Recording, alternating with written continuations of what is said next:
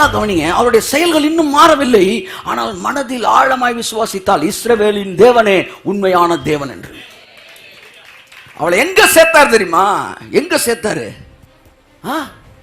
இஸ்ரவேலருடைய குடும்ப அட்டவணையில, ரேஷன் கார்டில் சேர்த்துட்டாரு. கையை தட்டுங்க. விசுவாசம், விசுவாசம், விசுவாசம்.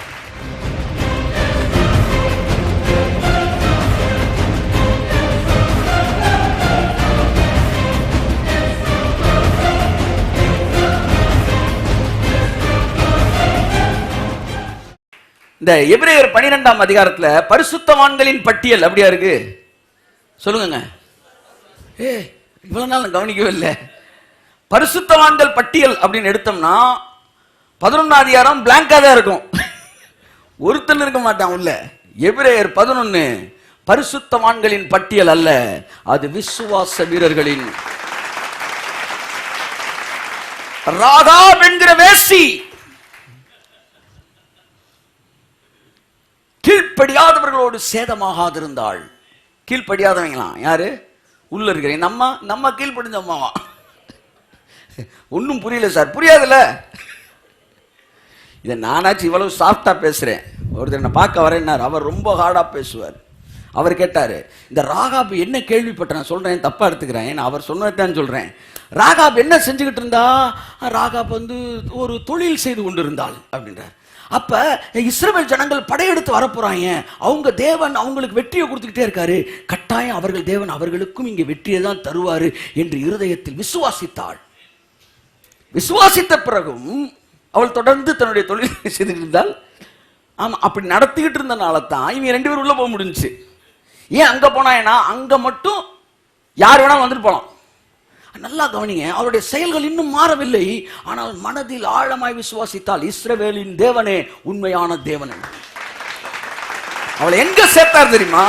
எங்க சேர்த்தாரு? இஸ்ரவேலருடைய குடும்ப அட்டவணையில, ரேஷன் கார்டில் சேர்த்துட்டாரு. கையை தட்டுங்க. விசுவாசம், விசுவாசம், விசுவாசம். அதற்கு பிறகு அவருடைய வாழ்க்கை நல்ல வாழ்க்கையாய் மாறி இஸ்ரவேல் ஜனங்களோடு இணைந்தது. எப்பவுமே இஸ்ரவேலருடைய பட்டியல்ல ஆண்கள் பேர் தான் வரும், பெண்கள் பேரே வராது. மொத்தத்துக்கு 3 பெண்கள் பேர் தான் வருது உள்ள. அதுல ஒரு ஆளு ராகாப், மரியாள் பேர் வருது, ரூத் பேர் வருது. அந்த லிஸ்ட்ல ராகாப் பேர் வருது. சாரால் பேர் வரல சாரே. புரியுதா? தேவன் எதை எதிர்பார்க்கிறார் புரியுதா? தேவன் உங்களை சுற்றியே நீங்கள் பார்த்து கொண்டிருப்பதை அவர் எதிர்பார்க்கவில்லை. உங்கள் பார்வை சிலுவையை சுற்றியே வர வேண்டும் என்று விரும்புகிறார். கரங்களை தட்டி கர்த்தருக்கு நன்றி சொல்லுவோம்.